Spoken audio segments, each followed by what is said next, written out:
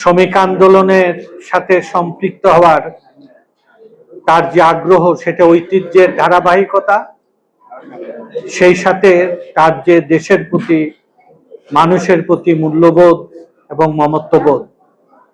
আমি তাকে স্বাগত জানাই তার এই চেতনার জন্যে।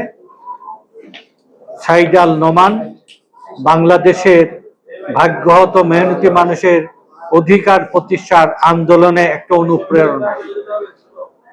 আমি আজকের এই সাংবাদিক সম্মেলনে মূলত ওর পাশে ওকে উৎসাহিত করার জন্যই আমার এখানে উপস্থিত হওয়া। তারপরে অতিথি হিসাবে আসার চাইতে বড় প্রশ্ন, ওকে এই আন্দোলনে ওর অভিষেক ঘটেছে একটা দুর্যোগ আর বিপর্যয়ের মাধ্যমে। তার পিতার মৃত্যুর পরে পরিবার এবং চট্টগ্রামের মানুষের দাবির প্রেক্ষিতে উনি সাড়া দিয়েছে। আমি সাইদ আল নোমানকে, আপনারা সাংবাদিকের ভাইয়েরা ইতিমধ্যে তাকে জেনেছেন। আজকের লিখিত বক্তব্যটা পাট শ্রমিক দলের সভাপতি সাইদ আল নোমানই পাঠ করবেন। আমি সংক্ষিপ্তভাবে আপনাদের কাছে তার পরিচিতিটা তুলে ধরলাম। আর আপনারা জানেন, বাংলাদেশের ঐতিহ্যের সাথে, বাংলাদেশের শিল্প সংস্কৃতির সাথে বাংলাদেশের অর্থনীতি আবর্তিত হয়েছিল পাটকে কেন্দ্র করে। পাটকে বলা হতো সোনালী আঁশ।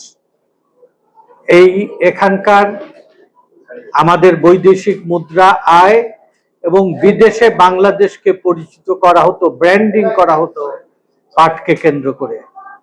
আজকে কালের বিবর্তনে সারা দুনিয়াতে পাটের চাহিদা বাড়লেও, পাট পণ্যের প্রসার এবং প্রভাব বাড়লেও বাংলাদেশে পাটের গুরুত্ব চক্রান্ত এবং ষড়যন্ত্রের কারণে হারাতে বসেছি। সরকারি প্রণোদনা এবং ব্যবস্থাপনা, বৈরী এবং বিমাতা সুলভ আচরণের কারণে এই সম্ভাবনাময় পাট শিল্প তার গুরুত্ব হারিয়েছে। বাইরের চক্রান্ত বাংলাদেশে পাট শিল্প যখন বিলুপ্তির দিকে, ধ্বংসের দিকে এগোচ্ছে, তখন প্রতিবেশী দেশে পাট শিল্পকে কেন্দ্র করে বিশ্ব দরবারে তাদের প্রভাব এবং তাদের মর্যাদা বাড়ছে। বাংলাদেশে পাট শিল্পের সম্ভাবনা রয়েছে।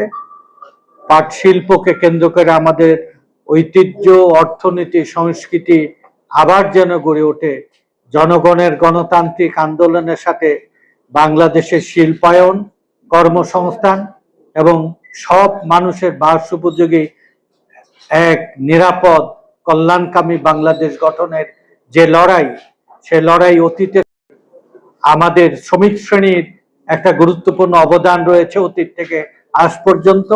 এবারেও এই আন্দোলনে সবচেয়ে ত্যাগ স্বীকার করেছে শ্রমিক শ্রেণী। বাংলাদেশের এই ভাগ্যহত 7,35,00,000 শ্রমিক বিপ্লব, সংগ্রাম, গণ অভ্যুত্থান আর নির্বাচনে সব জায়গায় গুরুত্বপূর্ণ ভূমিকা পালন করবে শ্রমিক শ্রেণী।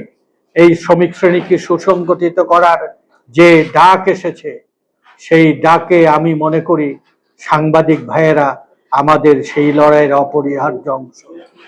বাংলাদেশের এই শোষণ মুক্তির লড়াই, নিরাপদ বাংলাদেশ গঠনের লড়াই, পাট শ্রমিকদের অধিকার আদায়টা সাফল্যের মাধ্যমে আমাদের একটা উত্তরণ ঘটবে। আমি সাংবাদিক ভাইদের মাধ্যমে দেশবাসীর কাছে আমি আবেদন রাখতে চাই, আমাদের ঐতিহ্যের সাথে, আমাদের সংস্কৃতির সাথে, আমাদের বিশ্ব দরবারে আমাদের বাংলাদেশের ব্র্যান্ডিং এর সাথে যে শিল্পের সম্পর্ক ছিল, সেই শিল্প আজকে বিভিন্নভাবে আজকে গুরুত্ব হারিয়েছে।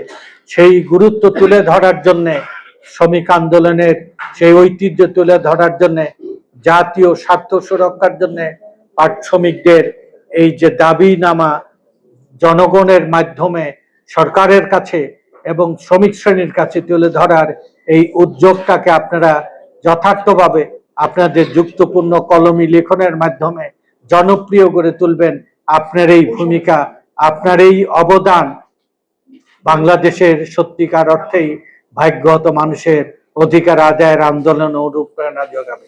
আমি এই দাবিনামা সম্বলিত সংবাদ সম্মেলনের এই বক্তব্যটা পাঠ করার জন্য পাট শ্রমিক দলের সভাপতি, আমাদের তরুণ প্রজন্মের অহংকার, বাংলাদেশের আগামী জাতীয় জাগরণের লড়াইয়ে তাকে আমরা একজন সতীর্থ হিসাবে গুরুত্বপূর্ণ ভূমিকায় দেখব, এই প্রত্যাশায় পাট শ্রমিক দলের সভাপতি সাইদ আল নোমানকে আমি সাংবাদিক সম্মেলনে লিখিত বক্তব্য পাঠ করার জন্য আমি অনুরোধ করছি।